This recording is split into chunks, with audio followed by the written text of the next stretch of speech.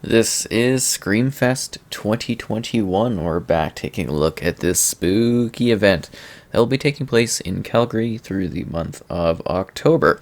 So I was there for the opening night, taking a look at the different houses, the activities, and what's available. So this year we're back at the Grandstand. So it's been a few years. They've tried some different setups, and yeah, we're kind of back where it was a few years ago when they were doing the quote-unquote last Screamfest. Seems like some of the Hex branding has continued, where it's a bit of an expo type thing, but that's been scaled down quite a bit in regards to some of the extra little sales spots. It's focused more again on the houses and also the games that you can play, and you'll be able to see a good selection of what is present at this event.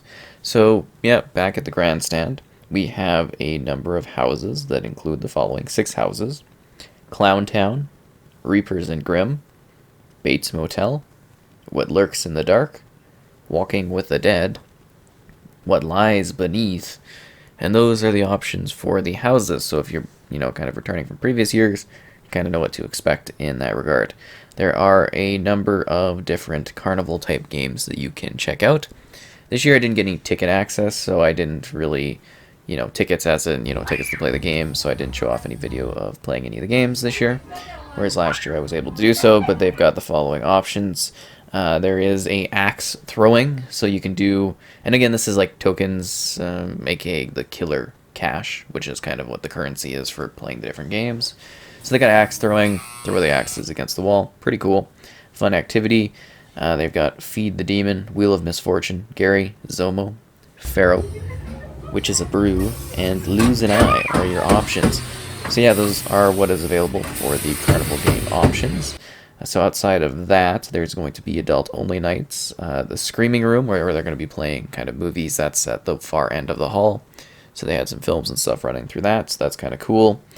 And yeah, it's about the same as usual, but it does feel a little scaled down compared to last year, just in terms of what's going on there.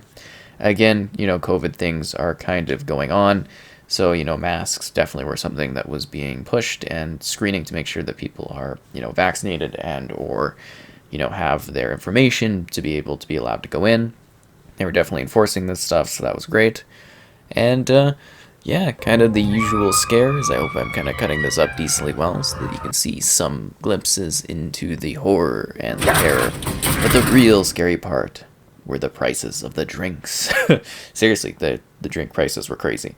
Anyways, they're going to have other stuff outside. I guess there should be some food trucks. I didn't see any on the night that I was there outside of the mini donuts option. I mean, mini donuts is kind of a classic thing around here. But yeah, overall, I think it was fun. It was about on par with the previous years that I have engaged with Screamfest in regards to the haunting and horrors that are present.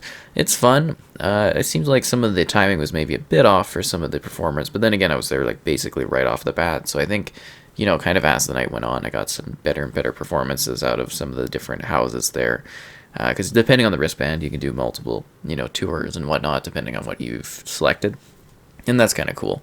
I think you can expect a good amount of time. This is something that is, fun for all ages, basically. But, I think the younger ones as well are going to have some fun with the different scares and what's present within these haunting halls.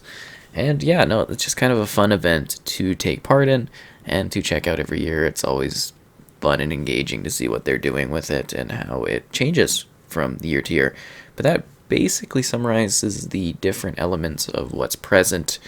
I think it, kind of went smoothly in regards to getting in there, checking out the houses, taking in the grounds, seeing things. It's almost familiar just in regards to it being, back at the Grandstand. It definitely, feels almost, I guess you could say, nostalgic to a degree. But it should be interesting to see what they do again next year. There are many options for checking it out now. That's kind of cool. And I had a good time taking a look at what this had to offer. Enjoy the rest of the scares and the creepiness that is to follow, and also a little bit of fun with Coca-Cola at the end.